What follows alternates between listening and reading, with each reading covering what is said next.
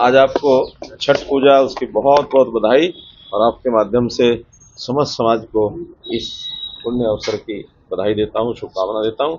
आज के दिन सूर्य देवता को अर्घ्य चढ़ाया जाता है और सूर्य हमारे जीवन में एक प्रकाश देने वाला जो सबसे बड़ा एक प्रकाश पुंज है, उसकी हम आराधना करते हैं और सबके जीवन में प्रकाश आए, ये कामना करते हैं। 27 अक्टूबर आपके लिए भी खास था सर।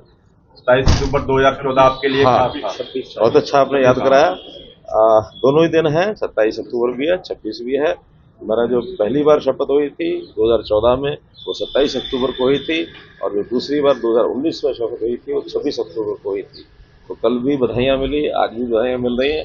इस अवसर पर भी मैं पूरे हरियाणा के जनता जनार्दन को नतमस्तक होता हूँ और उनकी सराहना करता हूँ कि उन्होंने लगातार 15 साल से 12 साल से और तीसरी बार भारतीय जनता पार्टी की सरकार बनाई है और हम जनता के सुख के लिए भारतीय जनता पार्टी की सरकार निरंतर काम करती रही है, आगे भी निरंतर करती रहेगी। तमाम भारतीयों को डिपोर्ट किया है, जिसमें से 50 हरियाणा के हैं युवा और जंजीरों में एक बार फिर से भेजा है सर, जो टंकी के माध्यम। देखिए, आप लोग इसको अदरवाइज न लेना, मुझे ध्यान में है। मैंने जो अपनी यात्राएं की थी चुनाव के दिनों में, उस समय भी मैंने कहा था ये जो रूट टंकी रूट है ये युवकों के लिए भी ठीक नहीं है, परिवारों के लिए भी ठीक नहीं है। हालांकि मुझे पता है कि इसकी आलोचना लोग करते हैं। हम चाहते हैं युवकों को रोजगार मिले, उनकी कौशल, उनकी शिक्षा ये बढ़कर के हो, लेकिन जहां भी कहीं विदेश में जाना है विधिवत तौर तरीके से जाए। हम उसमें पासपोर्ट बनाने में भी उनकी सुविधा है, उनको सुविधा देते हैं, उनको वीजा लेके देने में भी सुविधा देते हैं और वहाँ प्लेसमेंट में भी अभी फॉरेन कोऑपरेशन डिपार्टमेंट हरियाणा सरकार ने जो हमने बनाया था उसके माध्यम से इससे पहले भी काफी बड़ी संख्या में लोग रोजगार के लिए जा चुके हैं। अभी भी और से रिक्वेशन आई हुई है, बहुत से केयर टेकर इनकी आवश्यकता है, ड्राइवर्स की आवश्यकता है, तरह तरह की आवश्यकताएं वहाँ काम की पड़ती रहती हैं। मैं स्वयं विदेश में एक बार दुबई ऐसे जो एजेंट्स हैं जो विधिवत तौर तरीके से लोगों को लेके जाते हैं, उनसे मेरी मीटिंग भी हुई थी और हमें उन्होंने कहा था कि हम देश भर से 1 लाख लोगों को यहाँ लाने के लिए तैयार हैं। शर्त यही है कि विधिवत तौर पर वो जाए, बिना तौर तरीके से जाएंगे तो हर देश अपने अपने तरीके से काम करता है। हम अगर मान लो देश में इलीगल जो नागरिक हैं जो घुसपैठ करके आए हुए हैं उनका विरोध करते हैं, हर देश ऐसा करेगा। यहाँ भी बांग्लादेश के कितने लोग आए हुए हैं और अगर ऐसा यार देखिए, ये मैं इस पर टिप्पणी नहीं करूँगा क्योंकि कोई भी अगर कोई किसी देश का कोई नियम है उसका उल्लंघन करने में उनका निर्णय है। हमारे यहाँ जंजीरें हमारे लोग नहीं लगाते हैं, उनके लोग क्या करते हैं क्या नहीं करते हैं, दोषी को क्या सजा देनी है उसके बारे में नहीं करना ठीक नहीं है।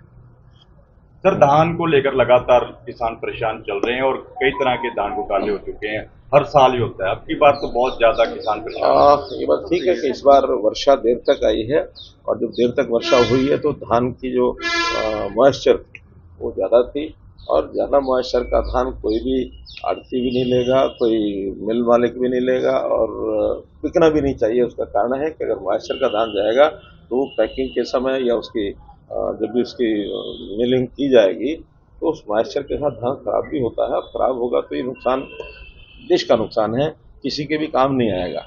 इसलिए धान की मॉइस्चर ठीक करके किसान लाए, ये निवेदन पहले भी मैं हमेशा करता रहा हूँ, आज भी निवेदन यही करता हूँ। हाँ, 2-3% का अगर ऊपर नीचे है तो उसमें जरूर उसकी कटिंग करके उसमें जो जितना भी रिबेट करना होता है उस हिसाब से वो लेते हैं।